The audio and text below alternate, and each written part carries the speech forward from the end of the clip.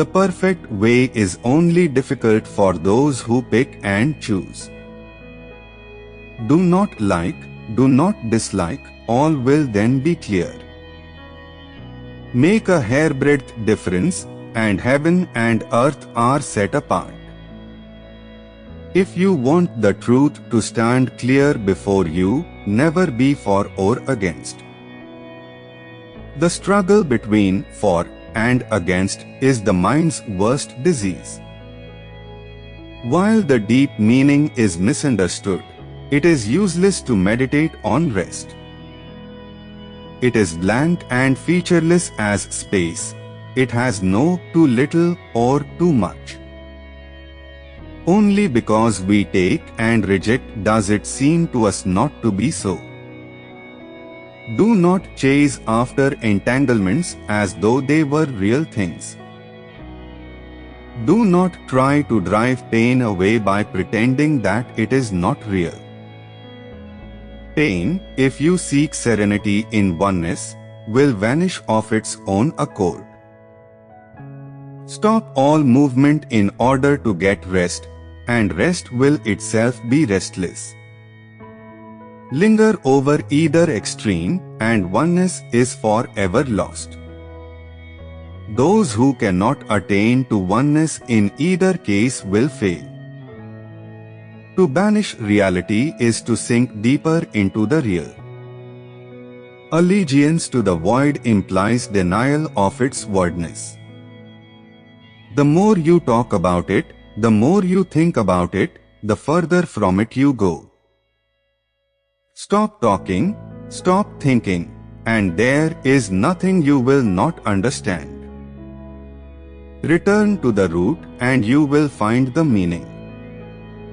Pursue the light, and you will 11 lose its source. Look inward, and in a flash you will conquer the apparent and the void. For the whirligigs of apparent and void all come from mistaken views.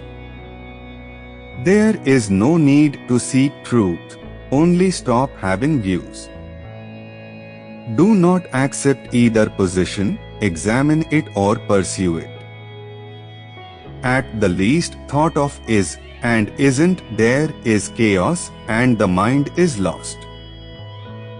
Though the two exist because of the one, do not cling to the one.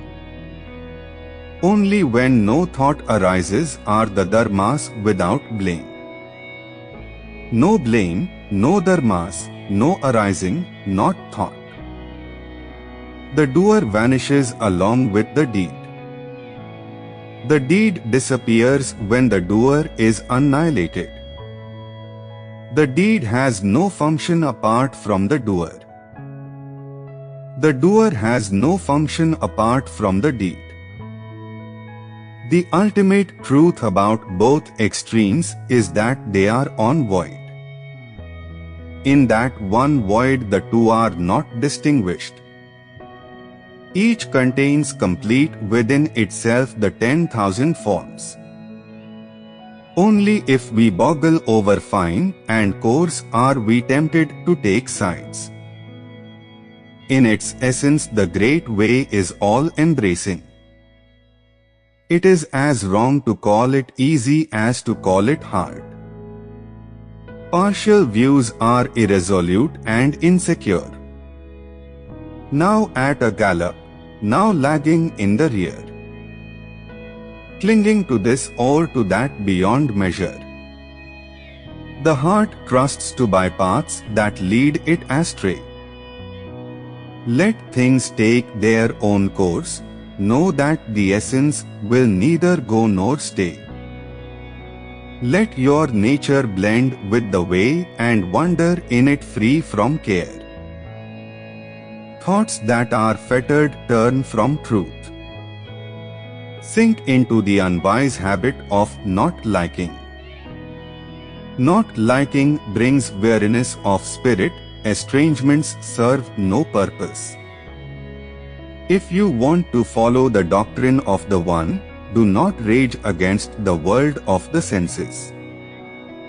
Only by accepting the world of the senses can you share in the true perception. Those who know most, do least, folly ties its own bonds. The dharma there are no separate dharmas, only the foolish cleave to their own preferences and attachments. To use thought to devise thoughts, what more misguided than this? Ignorance creates rest and unrest, wisdom neither loves nor hates. All that belongs to the two extremes is inference falsely drawing. A dream phantom, a flower in the air. Why strive to grasp it in the hand? Is and isn't, gain and loss banish once for all. If the eyes do not close in sleep, there can be no evil dreams. If the mind makes no distinctions, all dharmas become one. Let the one with its mystery blot out all memory of complications. Let the thought of the dharmas as all one bring you to the so in itself. Thus their origin is forgotten, and nothing is left to make us pit one against the other. Regard motion as though it were stationary, and what becomes of motion? Treat the stationary as though it moved, and that disposes of the stationary. Both these having thus been disposed of, what becomes of the one?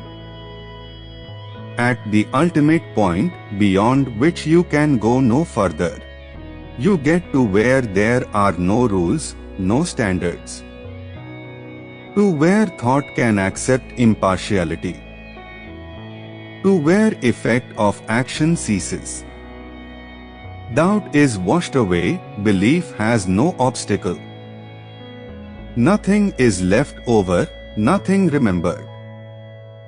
Space is bright, but self-illumined, no power of mind is exerted. Nor indeed could mere thought bring us to such a place. Nor could sense or feeling comprehend it. It is the truly so, the transcendent sphere, where there is neither he nor I. For swift converse with this sphere use the concept not to. In the not to are no separate things, yet all things are included. The wise throughout the 10 quarters have had access to this primal truth. For it is not a thing with extension in time or space. A moment and an aeon for it are one. Whether we see it or fail to see it, it is manifest always and everywhere. The very small is as the very large when boundaries are forgotten. The very large is as the very small when its outlines are not seen. Being is an aspect of non-being, non-being is an aspect of being. In climes of thought where it is not so, the mind does ill to dwell. The one is none other than the all none other than the one. Take your stand on this, and the rest will follow of its own accord. To trust in the heart is the not to is to trust in the heart. I have spoken, but in vain, for what can words tell? Of things that have no yesterday, tomorrow or today.